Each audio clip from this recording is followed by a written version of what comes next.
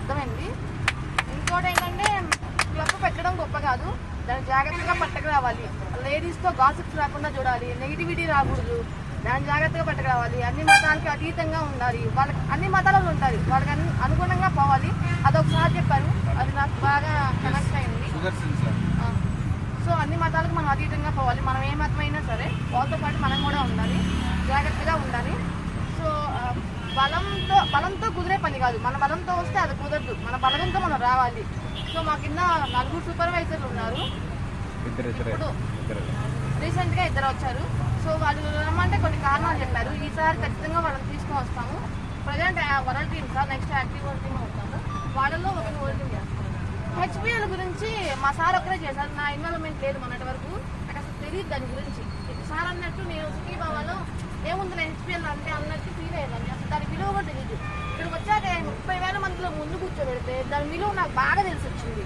Next year ఖచ్చితంగా మేము HPL qualify అవుతాం.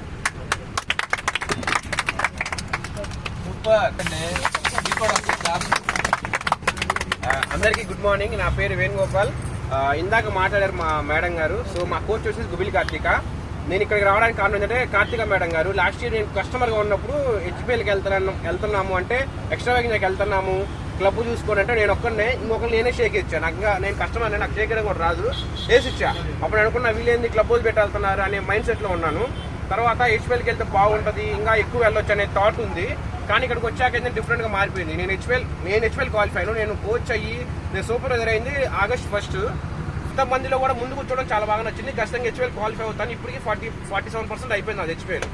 నాకు గోల్ ఏంటంటే 1 ఇయర్కి 2 times హెచ్పిఎల్ చేసుకోవాలనుకుంటున్నాను నాకున్న రేంజ్లో. ఎందుకంటే నేను సాఫ్ట్వేర్ జాబ్ చేస్తాను, నేను పార్ట్ టైం చేస్తాను ఇది. సో మా వైఫ్ ఉన్న వాళ్ళు నాకు ఇంకా కొంచెం స్ట్రాంగ్గా ఉంటుంది అనుకుంటున్నాను. నాకు బాగా నచ్చిందంటే క్లబ్ని ఎంత బాగా రన్ చేయొచ్చు. అండ్ క్లబ్లో వచ్చే ప్రతి కస్టమర్ కూడా వెయిట్ తగ్గడానికి రారు, వాళ్ళ ఉన్న ఓన్ బట్టి కూడా వస్తారు. అది అర్థం చేసుకుని నాకు బాగా అర్థమైంది. తర్వాత ఇంకోటి వచ్చేసి ఏంటంటే మన కింద డెప్త్ విడ్త్ అనేది బ్యాలెన్స్ చేసుకోవాలని నాకు బాగా అర్థమైంది. అది నాకు బాగా నచ్చిన పాయింట్, అది ఇంప్లిమెంట్ చేద్దాం అనుకున్నాను. ఇంకోటి ఏంటంటే మన అప్లైన్ ఉన్నా వాళ్ళతో హెచ్పిఎల్ క్వాలిఫై కాకపోయినా కానీ మా పైన అప్లైన్తో పట్టుకొని నేను దీన్ని ఎలా చేసుకోవాలనే ఒక క్లారిటీతో వచ్చాను. వాళ్ళు కూడా వస్తే నాకు చాలా బాగుండేది అనుకున్నాను. ఈసారి నెక్స్ట్ ఇయర్కి సార్ ఖచ్చితంగా 3 హెచ్పిఎల్ చేస్తాను. నా డౌన్లైన్లో 3 హెచ్పిఎల్ని తీసుకొని వస్తాను. అండ్ మినిమం సూపర్వైజర్ మ్యాక్సిమం వాళ్ళకున్న క్యాపబిలిటీని బట్టి క్వాలిఫై వాళ్ళు మ్యాక్సిమం తీసుకొస్తాను. 3 హెచ్పిఎల్ అయితే ఖచ్చితంగా చేసుకుంటాను నా కింద. బాగుందా?